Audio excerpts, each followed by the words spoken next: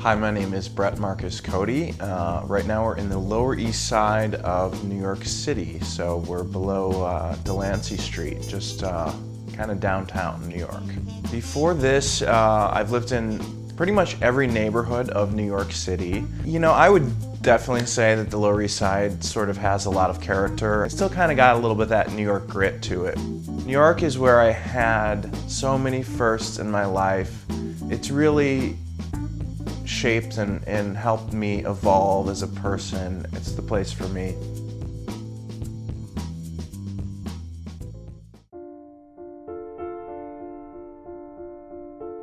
I'm not sure how I came to know that I was adopted, but I think that it was something that it was always on the table. It was never kept a secret.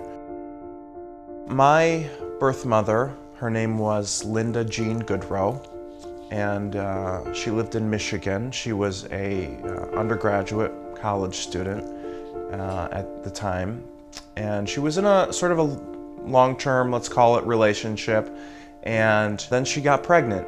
And at the time, the person that she was dating wasn't really interested in being a father, and so that ultimately led to them splitting up and her going through with the pregnancy.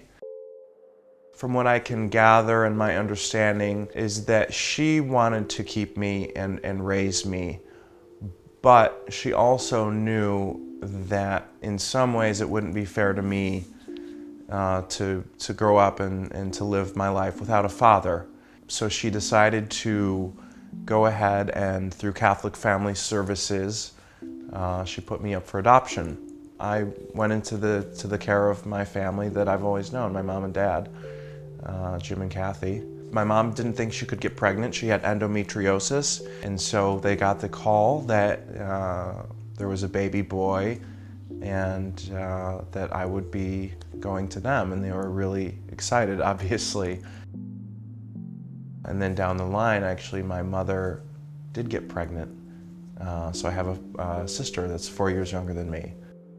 I didn't see any lines or boundaries. I didn't see any sort of difference between myself and my sister, or let's say even my cousins, aunts and uncles and grandparents.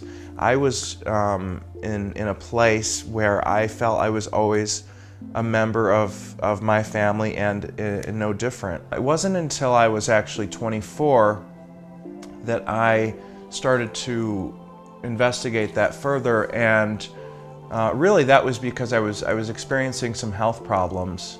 So that was the point at which I contacted the adoption agency and I said, I'm interested in finding out about my mom and dad.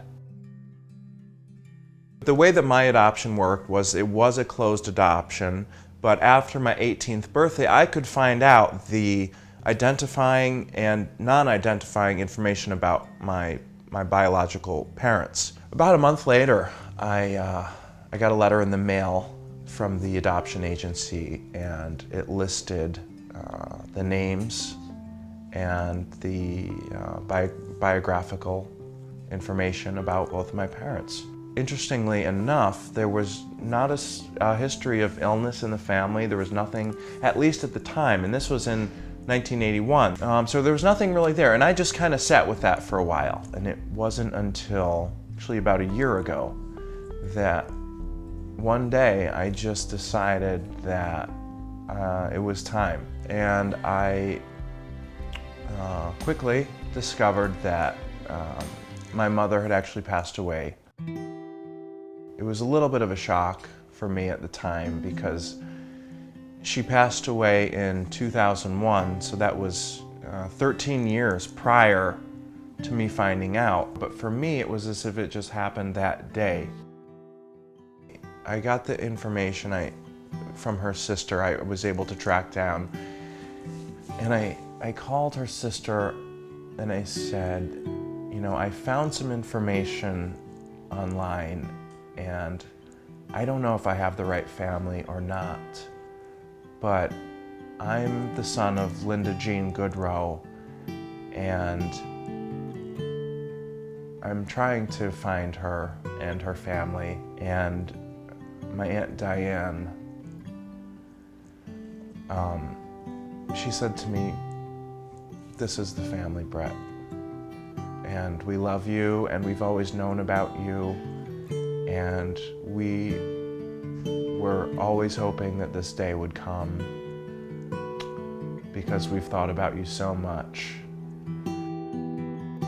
It's been pretty tough knowing that I'll never be able to meet my mom and say thank you to her.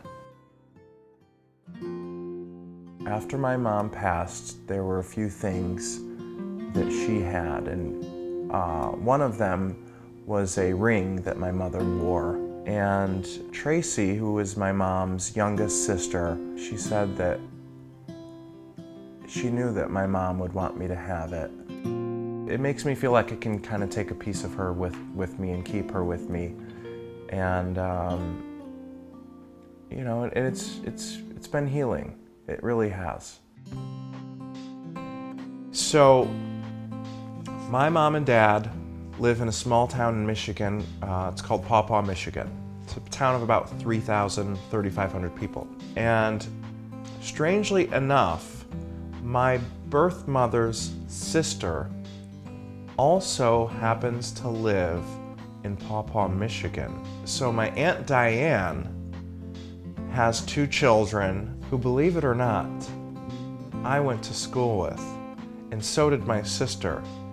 And my mom, my adoptive mother, and Diane knew each other because my sister and Diane's daughter, if that makes any sense, danced together at a ballet school, and so the 2 of them knew each other. It was so strange. No one knew that I was their missing link all these years. And so when I told my mom and dad, I said, you know, I made this crazy connection, and my mom said, "I know her. I've known her for years." Who knew? Yeah, it was really strange.